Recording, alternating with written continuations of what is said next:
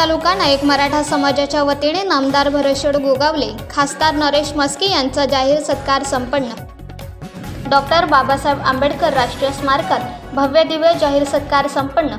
महाड पोलादपूर माणगाव मतदारसंघातून सलग 4 वेळा विधानसभेवर निवडून येत राज्याच्या कॅबिनेट मंत्री पदावर वर्णी लागलेले राज्याचे रोजगार हमी योजना, फलोत्पादन आणि खारभूमी विकास मंत्री नामदार भरतशेठ गोगावले यांचा महाडमधील महामानव डॉक्टर बाबासाहेब आंबेडकर राष्ट्रीय स्मारकात भव्य दिव्य असा जाहीर सत्कार करण्यात आला।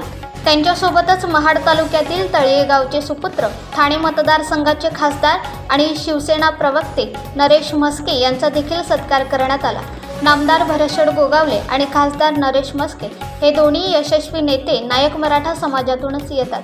त्यामुळे सर्वच समाजातून नामदार भरतशेठ गोगावले यांचा जाहीर सत्कार होत असताना आता नामदार भरतशेठ गोगावले यांचा नायक मराठा समाजाच्या वतीने आज महामानव डॉक्टर बाबासाहेब आंबेडकर स्मारकात जाहीर सत्कार करण्यात आला। Bureau report, Swaraj live, Mahad, Raigad. गेले अनेक वर्ष मला सहकार्य करत राहिलेले आहेत आणि आज मंत्री झाल्यानंतर त्यांनी हा सत्कार इथे ठेवलेला आहे महाडमध्ये।